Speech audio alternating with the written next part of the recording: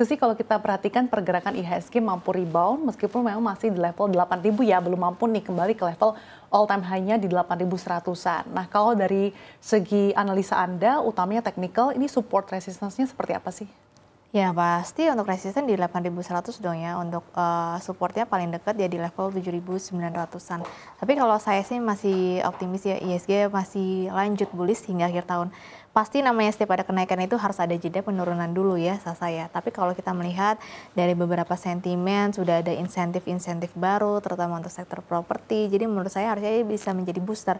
Belum lagi nanti mungkin akan ada kabar baik dari tarif cukai rokok ya atau CHT yang kemungkinan bisa tertahan atau justru turun. Itu kan sektor dari rokok juga pasti akan tertopang lagi. Kemudian belum lagi ada likuiditas dari perbankan yang sekarang juga sudah mulai akhirnya disalurkan kepada proyek-proyek swasta dan juga masyarakat. Mungkin hanya rupiah aja sih kita yang masih loyo, Sasa. Oke, meskipun tadi Anda katakan harus terkoreksi dulu setelah beberapa kali menyentuh all time high-nya, tapi apakah Anda lihat bahwa penguatan IHSG yang tampak terbatas pada perdagangan siang ini juga karena faktor tekanan rupiah yang bahkan saat ini sudah mendekati 16.800? Ya kalau saya sih melihat mungkin gini, kalau dari sisi rupiah ya, kenapa rupiah kita ini nggak sejalan sama ISG? Rupiah kita ini makin ambles ya Sasa, tapi kalau ISG rasanya masih justru makin bullish. Satu sisi gini, untuk pendorong dari ISG itu sebenarnya kalau kita korelasi memang ya ada korelasi yang sama rupiah, tapi justru dominan dari stimulus-stimulus atau kebijakan-kebijakan. Sekarang kebijakan kita kan lebih longgar gitu ya, kebijakan moneternya. Nah cuman masalahnya ketika kebijakan moneter ini makin longgar, banyak stimulus, ini kan berarti makin banyak beban yang harus dikeluarkan. Nah sekarang kekhawatiran investor asing terutama itu adalah masalah defisit fiskal. Saya memang kita ekonominya tumbuh, kan kemarin kita fokus itu di growth. Kita mungkin sebelum-sebelumnya ketika rupiah kita stabil di 16.400, 500 gitu, bahkan di bawah itu kan kita fokusnya di stabilitas rupiah. Tapi kalau saya ingat ketika rupiah menguat saat itu ISG justru jeblok gitu, akhirnya fokusnya ke growth, ke pertumbuhan. Makanya istilahnya Indonesia mampu mencetak angka pertumbuhan di 5,12%.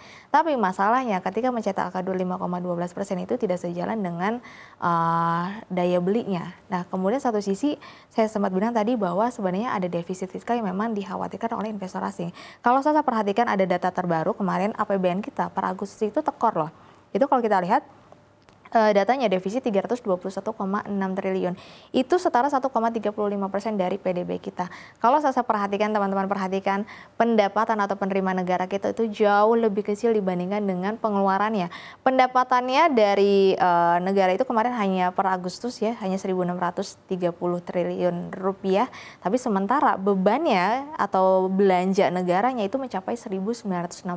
Ini kan udah defisit. Ketika defisit itu biasanya ini mempengaruhi penurunan mata uang atau valuta asing. Belum lagi ditambah kabar terbaru ya Sasa, bahwa ternyata bank-bank Himbara itu mau menaikkan deposito valuta asing atau falas itu 4% loh. Ya. Itu sebelumnya itu cuma 0,1%, 2%, 3% itu aja jarang banget.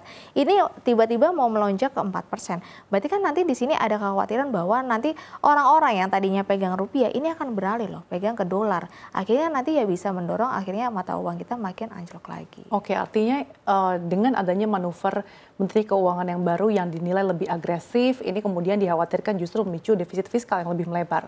Iya, makanya harus diimbangi sama penerimaan. Kalau misalkan kita memang mau fokus sekarang di growth pertumbuhan, sekarang kan masalahnya adalah pendapatannya masih kecil gitu ya, tapi bebannya itu banyak. Karena sekarang kayak yang terbaru tuh ada insentif untuk PPNDTP properti itu diperpanjang loh sampai 2026.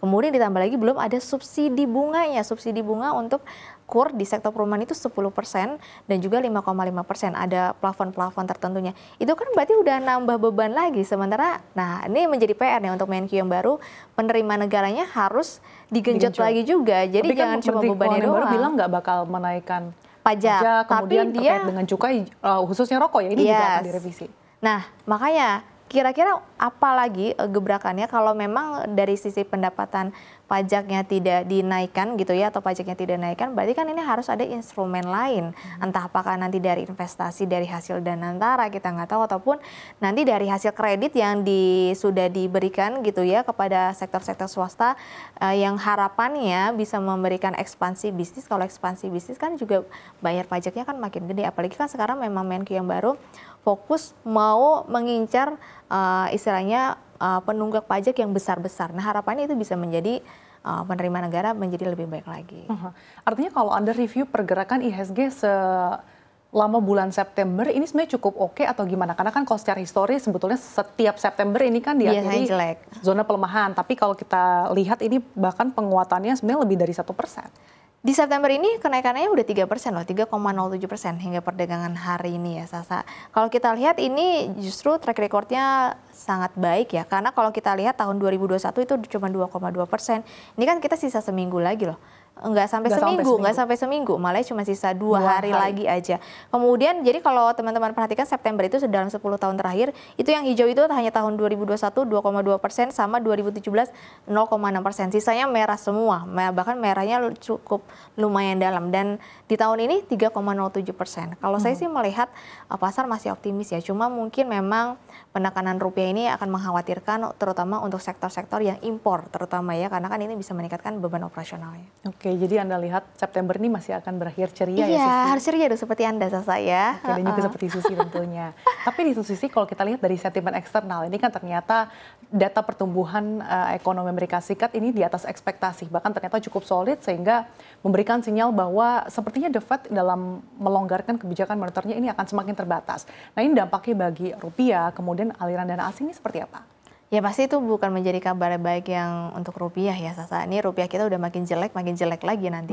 Kalau kita lihat memang ternyata data pertumbuhan ekonomi atau PDB US semalam udah rilis itu 3,8% loh.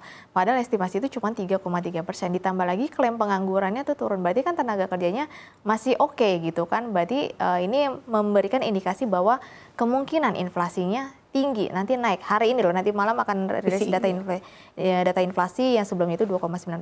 Kalau tembus di atas 3%, tentu saja ini akan menjadi khawatiran bahwa mungkin The Fed nggak dovish lagi gitu. Kalau misalkan nanti menahan suku bunga lagi, tentu bukan kabar yang baik untuk rupiah. Tapi kalau untuk inflow-nya, untuk IHSG saya masih optimis gitu ya. Karena apa? Karena kalau kita lihat beberapa kebijakan itu sangat mendorong banyak sektor. Oke.